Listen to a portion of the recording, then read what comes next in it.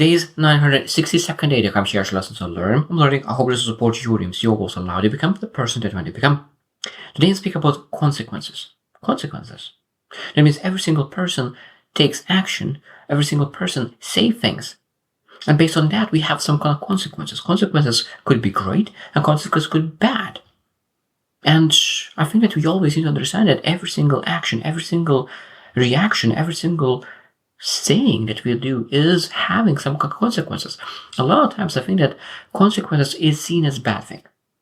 But we could potentially have great consequences. But today I want to focus on consequences that is not that good and really why we do not consider consequences. What are the main reasons that we do not consider consequences and those actions lead to consequences? Okay, so first thing is that we do not consider immediate consequences and long-term consequences. So what I mean is that a lot of times the things we do for immediate gratification lead to long-term consequences. So immediately, this is what we want. We want to really have some kind of pleasure. It could be different kind of alcohol, smoking. It could be partying. Like, I don't know, like there's so many immediate gratifications, even eating a small cake. So immediate gratification. That means you want it. So immediately, if you don't eat the cake, if you don't do those pleasures, it might be that you'll be disappointed. But in the long run, you feel satisfied. You will take care of your health. So immediate and long-term consequences are very, very important to really understand what kind of action you're supposed to take. Now, second thing that a lot of times we do, that a lot of times we have that temporarily discounting. So we could potentially have a tendency to devalue rewards. Devalue rewards, it means that if I'm doing this great activity for a long time, that means that we do not think about the right and positive activities, positive things will come out of that activity.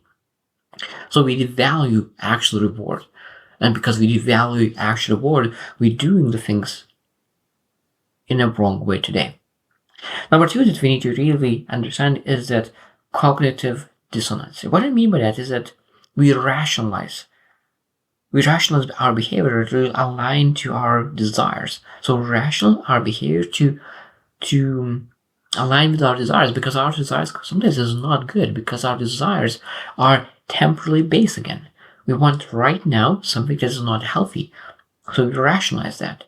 Second thing that I want to mention is selective attention. So we get biased. So we're looking for something that could really confirm our wrong beliefs. So it means that we can potentially say that alcohol is bad, alcohol is good.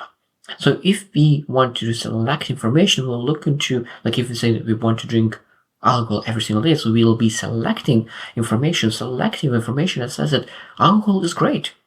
Because there's a lot of articles that are saying that alcohol is great, but of course everyone speaks about moderation, but if you're drinking every single day outside of moderation, that will be massive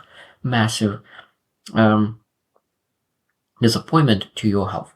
Number three is habitual behavior. So it means that we do not consider our consequences because we already build a habit, we already build routine.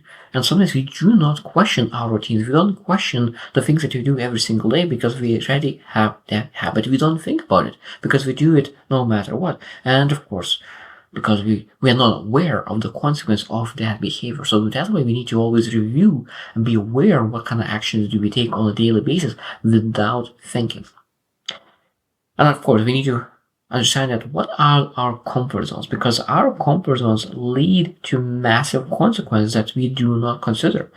Because if we want to pursue the big vision of our lives, but we live in comfort zone, that's almost impossible. So consequences are regret.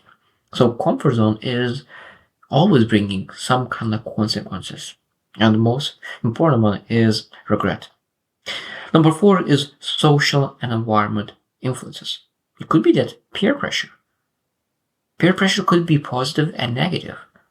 It just depends what kind of behaviors that social influence, peer pressure leads to. Because potentially could be bad behaviors, bad habits. It could be even potentially good habit. For example, that you need to buy a house at 30. Maybe you need to get a job.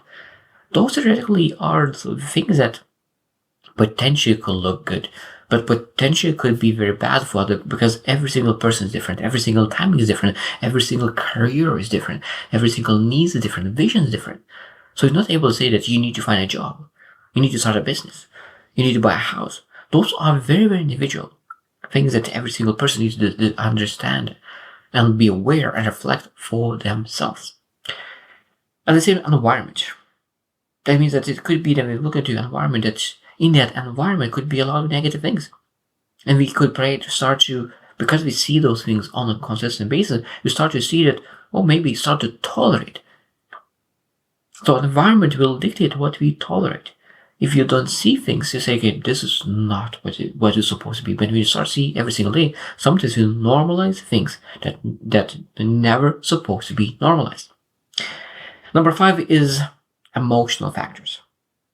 Now, stress and emotions, not being at your best level, could lead to decisions that is not good, because when you're stressed, your willpower decreases. And because our willpower decreases, we forget that our actions will lead to consequences. So that's why a lot of times when in the morning you have a lot of willpower, you do a lot of great things, but in the evening, when your willpower decreases, you start eating less or eating worse food, you start to do activities that is hurting you.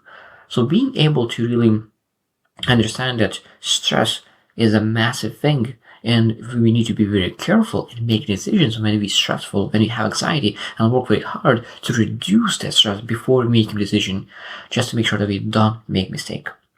And at the same time, we need to really work very hard on self-control. Self-control. Being able to really use that willpower and really work on building that willpower, because when you have the higher level of willpower, you're able to sustain it for a longer time. Number 6 is knowledge and understanding.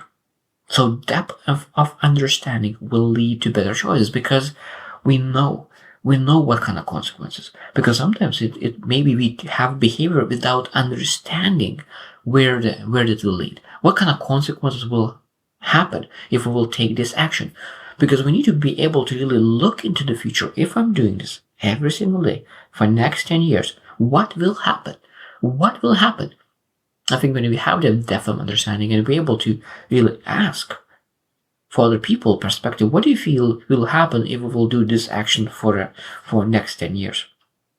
At the same time, misinformation is it could be that sometimes people base their ideas, beliefs on half of the truth or incorrect, incomplete information, and because of that, of course, because they don't have complete information, they start to use that incomplete information and they get bad results because they never had all information. So misinformation is sometimes that lead to consequences. And of course, a lot of times our brains, our mind, our understanding is delayed or late. So when something happens, when consequence happens, at that moment we know what we're supposed to do, what we needed to do to not to get that consequence.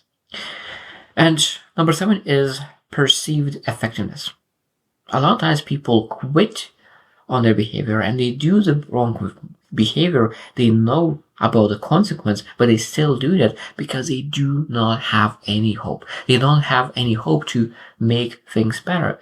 And because they really quit, accept their destination, and they quit on themselves, they still do the behavior even though that they know what kind of consequences are coming to the way. But we need to understand that we're able to change. We're able to change. We're able to improve. We're able to find a way how to overcome those behaviors. To find a way. Sometimes we need to ask for help. We ask for advice. Ask for coaching, mentorship, just to make sure that we're able to get out of that situation and really making sure that we do not have those consequences. Because it's very hard to really finally, when your mind comes to really current situation, understanding that I had a chance to really do all the things required to really not be in this situation when I need to deal with consequences. Consequences are the things that a lot of times comes after delayed mind and after delayed information, after delayed things. So we need to really work very hard, reflect on our behaviors on consistent basis, that we not misinform, that we work very hard to really understand our actions, understand where that lead. Because when you understand every action, what kind of consequences will bring, you are making better choices. Because we need to understand that consequences could be positive and negative. And when you understand your consequences, you will choose better. So I hope that you reflect as well what kind of consequences are coming into your way. And do you like what you see? And if you do not like what consequences will happen in 5 years if you keep doing what you're doing now, maybe it's time to make a shift, a change that you could enjoy the consequences in 5 years. So I hope you choose to win and see you tomorrow.